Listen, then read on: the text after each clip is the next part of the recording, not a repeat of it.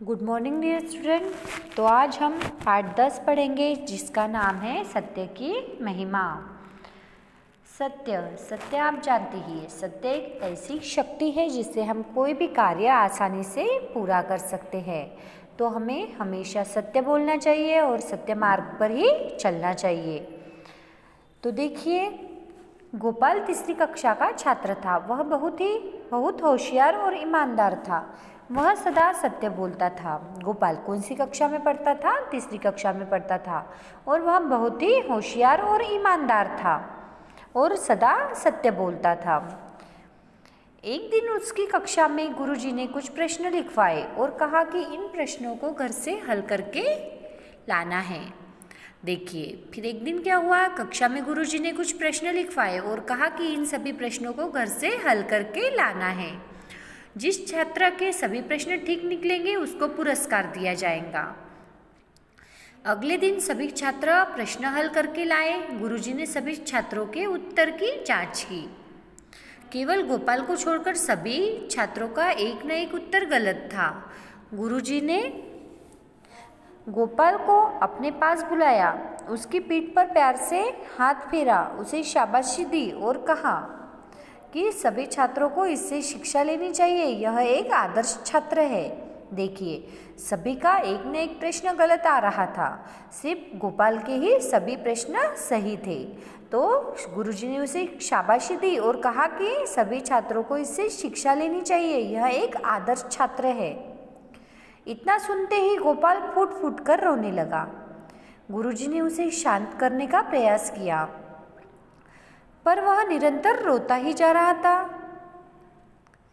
बड़ी कठिनाई से गुरुजी ने उसे चुप कराया। देखिए, गुरुजी तो गोपाल की तारीफ कर रहे थे, तो भी गोपाल फूट फूट कर रोने लगा और फिर बड़ी कठिनाई से गुरुजी ने उसे चुप कराया।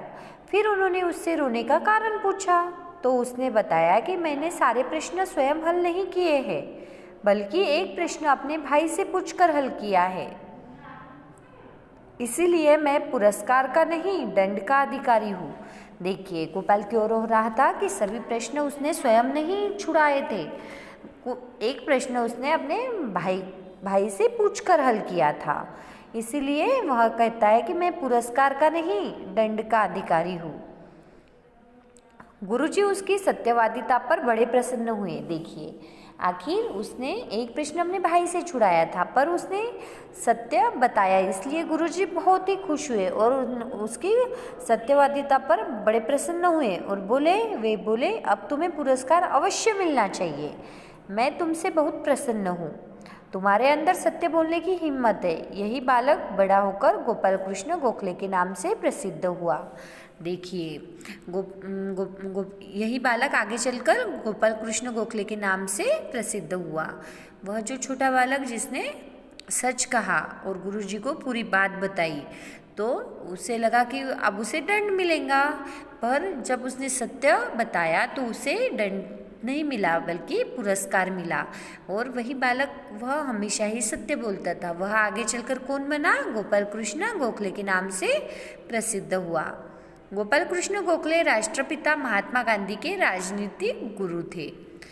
महात्मा गांधी के राजनीतिक गुरु कौन थे? गोपाल कृष्ण गोखले। यह हमारा पाठ पूरा हुआ जिसका नाम है सत्य की महिमा। अब इस पाठ का अभ्यास, निम्नलिखित प्रश्नों के उत्तर दीजिए। बोलकर प्रश्नों के जवाब देने हैं, यानी कि आपको याद करना है। गोपाल कैसा छात्र था? गोपाल एक आदर्श छात्र था। गुरुजी ने गोपाल को शाबाशी क्यों दी? गुरुजी ने जब सबको घर से प्रश्न हल करके लाने को कहा था और गोपाल के सभी प्रश्न सही थे, इसलिए गुरुजी ने उसे शाबाशी दी। गोपाल फूट फूट कर क्यों रोने लगा? गोपाल फूट फूट कर इसलिए रोने लगा क्योंकि उसने एक प्रश्न अपने भाई से पूछकर किया था। अब है लिखकर प्रश्नों के जवाब। गोपाल कौन सी कक्षा में पढ़ता था? उसके गुणों का वर्णन करें। गोपाल तीसरी कक्षा में पढ़ता था और वह बहुत होशियार, ईमानदार तथा सत्यवादी था। ख है, गोपाल ने कौन सा सच गुरुजी के सामने प्रस्तुत किया? इसका जवाब है, जब गुरुजी ने उसे शाबाशी दी तो गोपाल फूट फूट कर रोने लगा। पूछने पर उसने सच बताया कि उससे एक प्रश्न अपने बड़े भाई से पूछकर ही किया है। गुरुजी ने सत्य जानने के पश्चात गोपाल के साथ कैसा व्यवहार किया? गुरुजी सत्य जानने के बाद प्रसन्न हुए और बोले कि अब तुम्हें पुरस्कार अवश्य मिलना चाहिए। गोपाल बड़ा होकर किस नाम से प्रसिद्ध हुआ तथा क्या बना? तो देखिए, गोपाल बड़ा होकर गोपाल कृष्ण गोखले के नाम से प्रसिद्ध हुआ और आगे चलकर यही हमारे राष्ट्रपिता महात्मा गांधी के राजनीतिक गुरु बने। उसके बाद है सोचकर सही का चिन्ह लगाएं। आपको प्रश्न पढ़ना है और सही जवाब पर सही का चिन्ह लगाना है। कोष्ठक से उचित शब्द छांटकर वाक्य पूरे करें। वाक्य पूरा करना है सही जवाब चुनकर।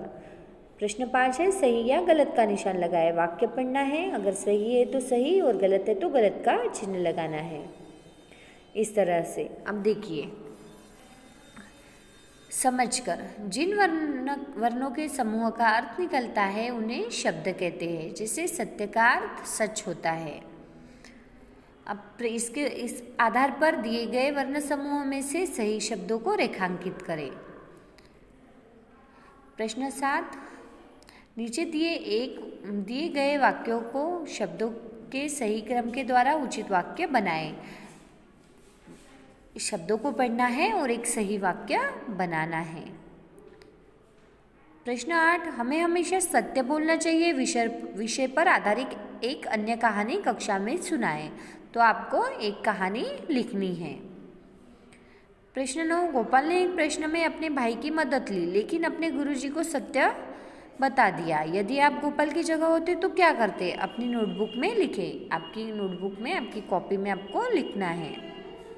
प्रश्न 10, प्रस्तुत पाठ से आप क्या सीखते हैं? जीवन में हमेशा सत्य बोलने के क्या लाभ हो सकते हैं?